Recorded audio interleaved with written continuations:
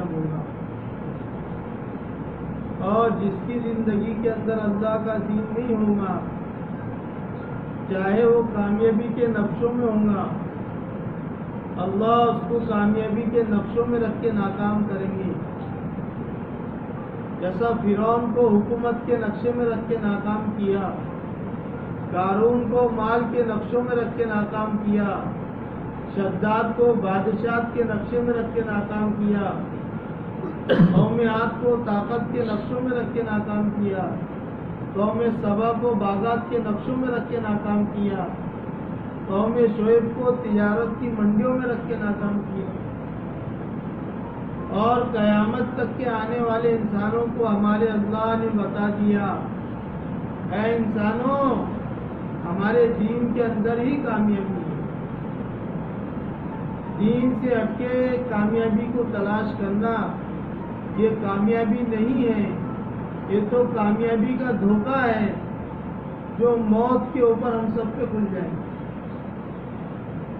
اس لیے میرے دوستوں بزرگوں، پوری دنیا میں یہ دین کی محنت کرائی جائے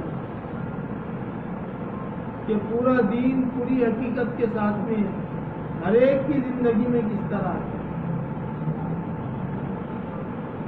جو محنت ہمارے نبی نے کی تھی، ایسا سخت علاقہ ملا تھا نبی کو محنت کا کہ 600 سال کا عرصہ گزر چکا تھا، کوئی نبی نہیں آیا تھا زمین کے اوپر. جہالت عام تھی، بے دینی عام تھی، بے حیائی عام تھی.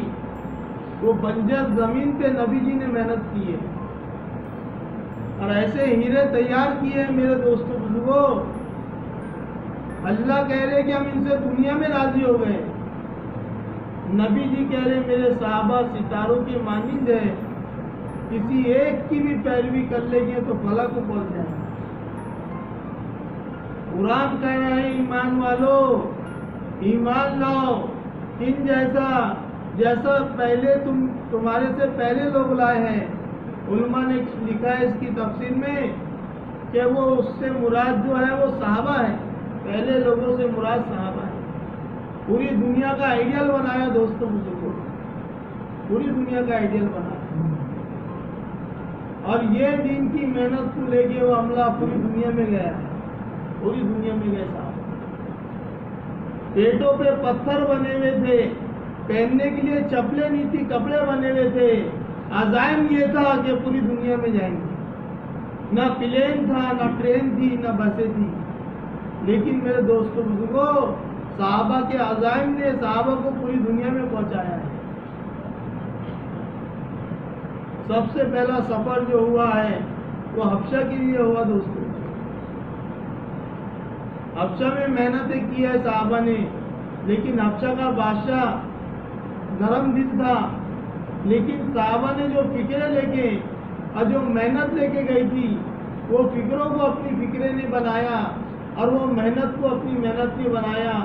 تو اللہ نے دین کے پھیلنے کا مرکز حبشہ کو نہیں بنایا.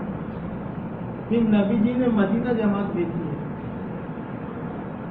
مدینہ والوں نے دوستوں بزرگوں ایسی نصرت کی ہے اور ایسی نصرت کی ہے کہ نبی جی فرما رہے انصار میرے اندر کا کپڑا ہے اور مہاجر میرے باہر کا کپڑا ہے. ایک وادی میں انصار چلے اور ایک وادی میں مہاجرین چلے تو میں انصار کے ساتھ میں چلنا پسند کروں. جس کی 2 بیویاں تھی وہ کہنے لگا تم اس میں سے عبد الرحمن کوئی پسند کر لو، میں اس کو طلاق دے دوں گا، عدت کے بعد تم نے اس سے نکاح کر لینا. میرا کھیت ہے، آدھا تمہارا آدھا میرا، میرا گھر ہے، آدھا تمہارا آدھا میرا. اور جو فکریں صحابہ نے لے کے گئی تھی دوستوں بزرگوں، وہ فکروں کو اپنی فکریں بنایا ہے. تو پوری دنیا میں دین پھیلنے کا ذریعہ اللہ نے مدینہ کو چنا ہے دوستوں، مدینہ کو چنا. پھر گئے ہیں صحابہ وہاں سے پوری دنیا کے اندر. مراکش کے سمندروں میں گھوڑے ڈالے ہیں اور گردن تک کے پانی آن دیا عتبہ بن عامر نے، اور تلوار نکال کے اللہ سے کہہ رہے اللہ اگر ہمیں پتا ہوتا سمندر کے اس پار تیرے بندے رہتے ہیں، میں سمندر کا سینہ چیرتے ہوئے جاتا تھا اور ان تک کے تیرا پیغام پہنچاتا تھا، کیونکہ ہم تو جیتے ہیں اس لیے کہ دنیا میں تیرا نام ہے. जा गए वह घोड़ों के पैर काट दिए, जा गए वह कष्टों को भी जला डाला। कहा क्यों काट रहे, क्यों जला रहे?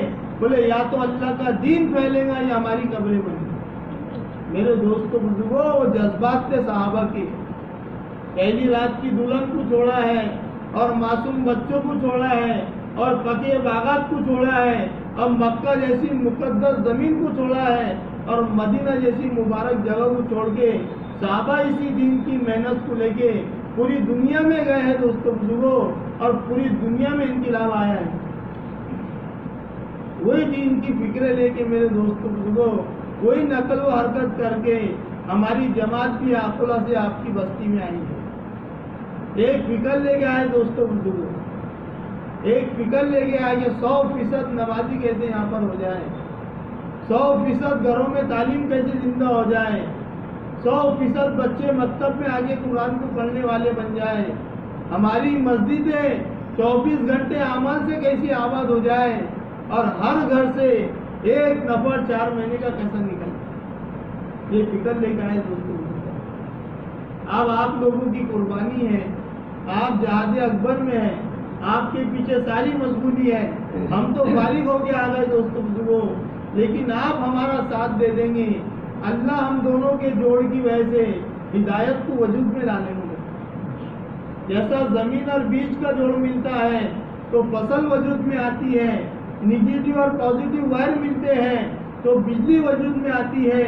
ऐसी मेरे दोस्तों बुजुर्गों हिजरत और नुसरत मिलती है तो अल्लाह हिदायत को वजूद में लाता है। इसके लिए मेरे दोस्तों बुजुर्गों, हमारी जमात आपके यहाँ पर आई है, बताओ हमारा पूरा साथ कुछ